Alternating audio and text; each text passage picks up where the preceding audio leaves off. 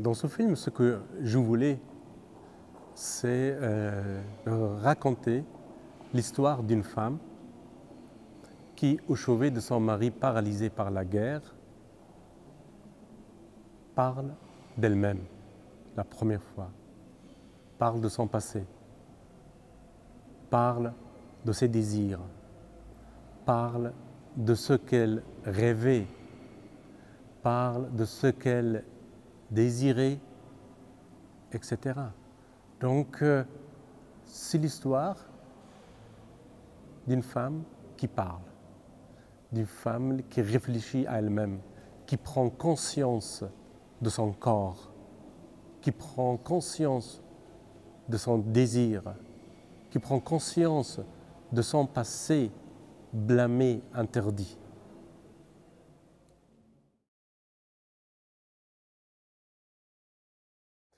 Oui, c'était en 2005 quand j'étais invité à une conférence littéraire en Afghanistan, que juste une semaine avant, on m'a appelé pour me dire que cette conférence a été annulée à cause de l'assassinat d'une poétesse qui faisait partie des membres de pour organiser cette rencontre littéraire.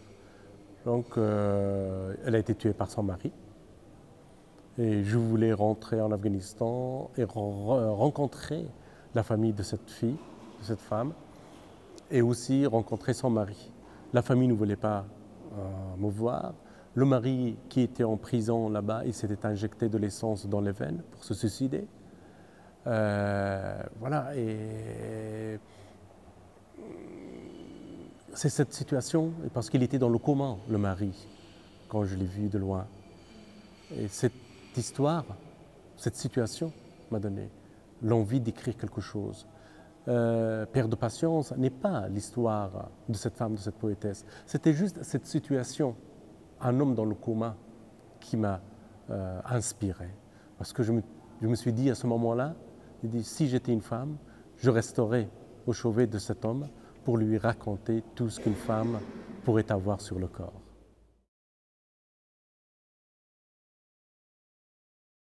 Le livre, tout le monde connaît ce livre, tout le monde connaît l'histoire. Au contraire, les femmes afghanes, bon, les intellectuels qu'ils ont lu, bien sûr, ils ont beaucoup aimé le livre. Certains d'autres, non. Plus que les hommes, elles m'ont critiqué. Ils m'ont critiqué. Nous ne sommes pas des femmes comme ça. Nous n'avons jamais trompé nos maris. Pourquoi vous dites ça? Et nous n'avons jamais prostitué, etc. Je dis, bah, écoutez, ça, c'est pas votre histoire à vous. C'est l'histoire d'une femme dans une situation donnée. Donc, voilà. Mais certaines femmes, oui, elles n'ont pas accepté ce récit, bien sûr, parce qu'il y a quand même une autocensure chez les femmes. Il y a autocensure. Pourquoi? Parce qu'elles étaient toujours dans l'interdit, elles étaient toujours blâmées, elles ont peur. Donc, il y a à l'intérieur d'elles-mêmes quelque chose qui les pousse vers une sorte d'autocensure. Prenez par exemple le film. Le film, tout ça se passe dans l'intérieur. Cet intérieur est aussi l'intérieur de cette femme. Toutes les femmes, elles ont un homme comme lui dans leur tête, dans leur esprit, qui les interdit de dire. Donc, d'abord, c'est aux femmes de tuer cet homme qui est en eux, cet homme autoritaire.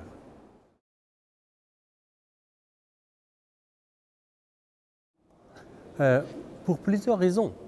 D'abord, je ne veux pas rester dans la même situation que dans le livre. Pourquoi répéter un livre? Je l'ai écrit, donc j'ai le droit de changer, de me trahir et de raconter autre chose. D'abord. Deuxième chose, je voulais justement, quand le livre a été sorti, tout le monde parlait de ça, et j'étais un peu frustré, je dis oui, mais j'aimerais bien voir qu'est-ce qu'elle fait en dehors de cette chambre, cette femme. Hein. C'est aussi le cinéma qui m'a permis de faire ça. Et aussi créer une situation cinématographique, sortir sinon un film tout le temps dans une chambre, ça devait un peu lourd. Il y a ça. Et puis, oui, c'est filmer aussi Kaboul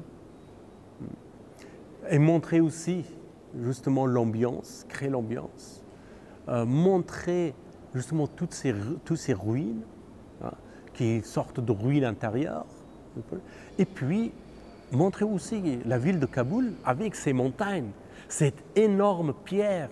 Hein. Quand je vois Kaboul avec ces montagnes, j'ai l'impression que toutes ces montagnes sont pierres de patience du peuple afghan.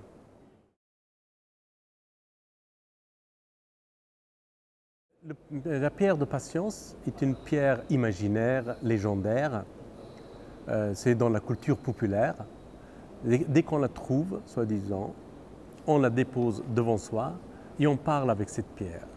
On déverse sur elle tous ses malheurs, ses secrets, ses désirs, ses souffrances. Et la pierre écoute, absorbe tous les maux, toutes ses souffrances, tous les secrets, et un beau jour, elle éclate. Et ce jour-là, celui qui lui a confié tous ses secrets, elle est délibérée de toutes ses souffrances. Et dans mon film, c'est cet homme, l'homme paralysé, qui devient malgré lui la pierre de patience de la femme. Parce que la femme, elle lui parle, elle lui parle, elle lui parle. Et comment cette pierre explose, ça il faut voir le film. Et alors ça, et cette pierre aussi, c'est l'art en soi aussi.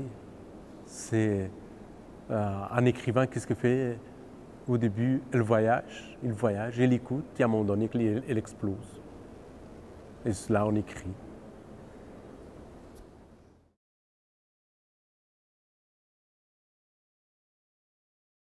Je ne prétends absolument pas que ce que je raconte, c'est l'histoire de toutes les femmes afghanes. Non. La voie est ouverte, le personnage est ouvert. Certaines femmes peuvent s'y reconnaître, certaines d'autres non. Voilà. Et tant mieux pour celles qui ne se trouvent pas. Tant mieux. Et puis, l'histoire du nom ou du prénom, pour moi, c'est secondaire. À moins que vraiment on a une intention très précise avec des noms et des prénoms, oui, ça, il faut. Mais en dehors de ça, le nom, c'est... Dans mon film, il y a très peu de personnages. Et en plus, dans le cinéma, on n'a pas besoin des noms. Parce qu'on voit, dans le roman, c'est important, hein, pour ne pas confondre. Mais, vous voyez, même dans le roman, parce que comme il y a deux personnages, il y a il et elle, donc en français, donc, on n'a pas besoin de nommer. Alors c'est tout.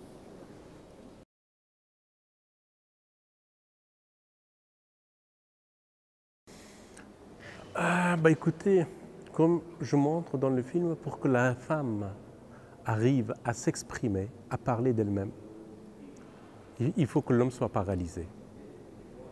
Que ce soit en Afghanistan ou ailleurs, hein, même en Occident, hein, c'est toujours l'homme qui est le sujet et la femme objet.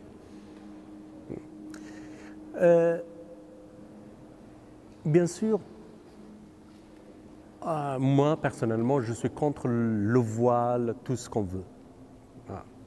Sinon, je ne resterai pas ici, j'aurais une barbe comme ça avec... Mais je me bats pour ça. Et de l'autre côté, je sais que par exemple, le voile est imposé. On dit oui, ce voile, c'est quelque chose que l'homme impose à la femme. Et je dis oui, ça c'est vrai, mais n'oubliez pas que aussi en Occident, l'homme impose à la femme d'être nue aussi. Hein? Pour montrer une publicité de voiture, on met une femme nue. Vous voyez? Donc, c'est-à-dire que, qu'est-ce qu'on fait? C'est-à-dire, c'est toujours la loi, ce qu'on appelle la loi phallocrate, qui domine le monde, domine l'économie, domine la culture. Donc c'est à vous, les femmes, de refuser de révolter contre ça, de tuer à l'intérieur de vous-même cet homme.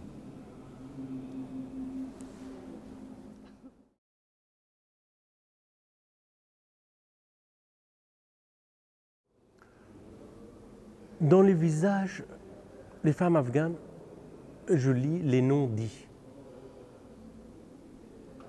Le mystère, donc. Et toujours, j'aimerais bien creuser ce mystère. Le mystère d'être femme. Le mystère d'accepter tant de souffrances. Le mystère comment elles continuent à vivre dans une telle condition. Le mystère de leur force, qu'avec tant de souffrances, comment elles arrivent à aimer leurs hommes, comment elles arrivent à vivre. Ça, c'est grand mystère. Peut-être c'est le mystère de l'humanité.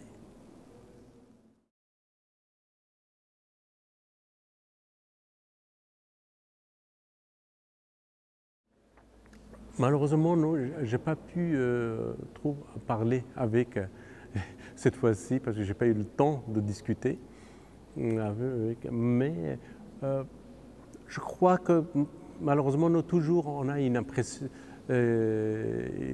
très sombre d'Afghanistan. On a toujours, par exemple, on m'interroge comment ça se fait que les Afghans ont choisi ton film pour les Oscars. Donc, cela montre que non. On n'a pas encore une bonne connaissance de l'Afghanistan. Hein? Les talibans ne sont pas au pouvoir en Afghanistan. Il y a un gouvernement, et malgré tout, bien sûr, c'est un gouvernement corrompu, etc. Mais quand même, après la chute des talibans, c'est le peuple, les Afghans eux-mêmes, qui ont exigé un parlement. Et aujourd'hui, par exemple, dans un parlement, il y a presque 30% des femmes dans le parlement. Et je vous jure que toujours, ce sont des femmes dans le Parlement afghan qui se lèvent et qui montrent des doigts tous les criminels de guerre et tous ces phallocrates. Et osent qui disent des choses, qui parlent de l'État corrompu, qui parlent de Karzai, qui critiquent de Karzai. Ça, c'est énorme quand même. Avant, on n'avait pas ça. Et puis, la jeunesse, extraordinaire. Il y a presque 26 chaînes de télé actuellement en Afghanistan. Il y a des soap-opéras, il y a des Star Academy, il y a des ligues de football, il y a des jeunes filles, ils ont des ciné-clubs. Regarde, les filles vont à l'école, dans les grandes villes. Vous voyez? Donc, oui, il y a des changements, mais on ne voit pas ça. Pourquoi? Parce que ici, notamment la plupart des journalistes, la plupart des chaînes du système médiatique ont besoin de quoi? De montrer les drames. Parce que les drames, qu'est-ce qu'il fait? Regardons en Espagne, bien sûr, il y a une crise. Ensuite, en regardant justement la situation en Afghanistan, d'une certaine manière, pour vous dire que calmez-vous, il y a encore pire dans le monde. Contentez-vous de ce que vous avez. Voyez, il y a aussi ce système qu'il faut dénoncer. Chaque pays a ses problèmes, bien sûr, ses détresses, ses moments de détresse.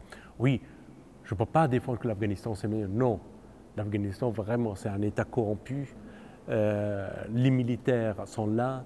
Tous les jours, il y a des morts, pas à Kaboul, mais dans les villages. Il y a des talibans envoyés par les Pakistanais qui font des suicides bombers. Pas tous les jours, pas tous les mois, mais de temps en temps. Vous voyez, maintenant, il y a ça. Mais malgré ça, le peuple est là. Les gens, les femmes, les enfants sont là. Et il faut compter sur eux, sur cette nouvelle génération, sur la jeunesse. C'est ça.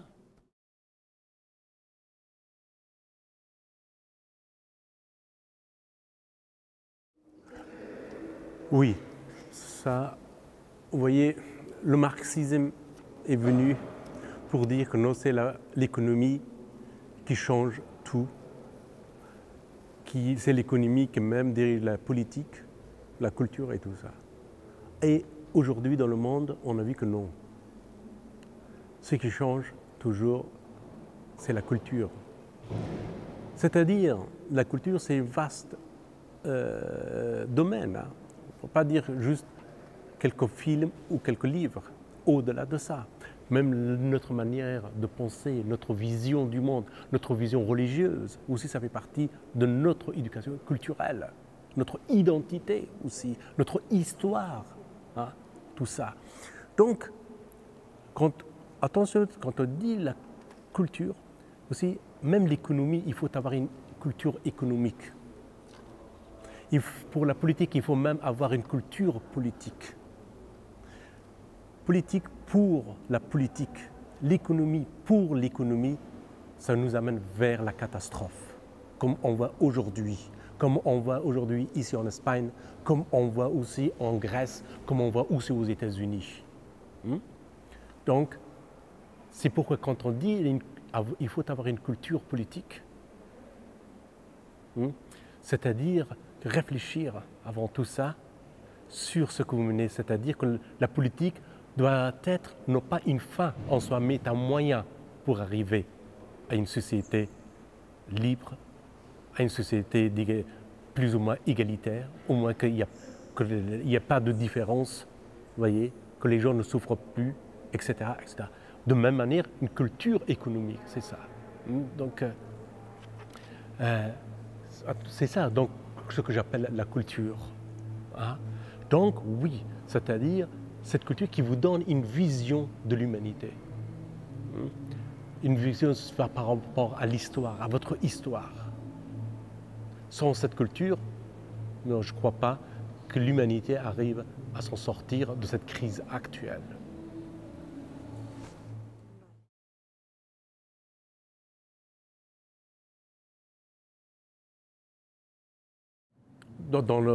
Surtout, c'est sur le dialogue. Quand la tante dit à la femme que c'était à Bibi Khadija. Khadija, c'est la femme de Mahomet. C'est du prophète Mahomet. C'est à elle de devenir prophète. Ça, oui, ça pourrait. Alors qu'ils ont lu dans le livre, ça n'a pas choqué. Mais je ne crois pas que ça choque énormément. Mais on a pris la précaution. Et aussi, la dernière phrase, quand la femme dit « je suis prophète », je suis devenu prophète. Là aussi, on l'a mis, on a laissé aux spectateurs afghans d'imaginer tout ce qu'ils veulent. Et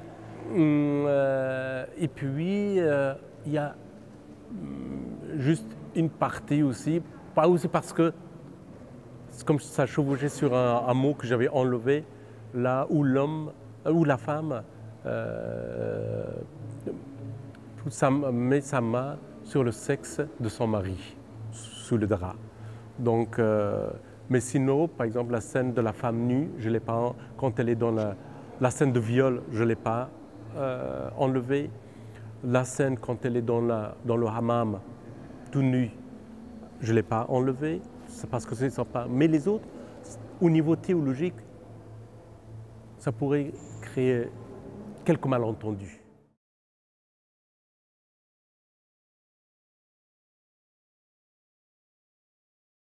On raconte qu'un voyageur occidental traversait les déserts d'Afghanistan. Là, il voit un Afghan qui est en train de regarder dans un rocher. Il dit, dans ce pays, il y a beaucoup de fous. Donc il continue.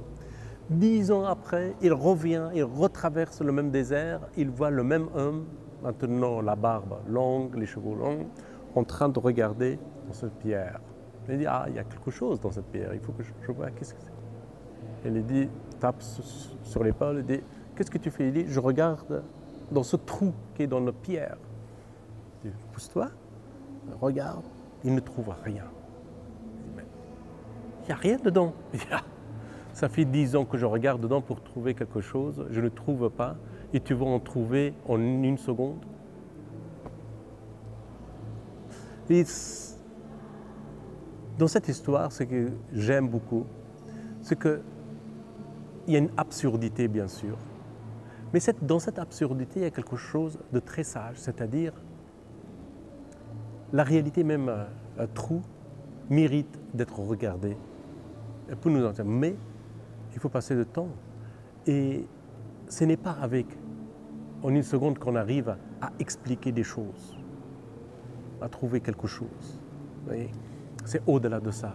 Il faut prendre cette histoire comme histoire allégorique, symbolique, juste pour montrer que même un petit trou mérite de méditation et beaucoup de réflexion.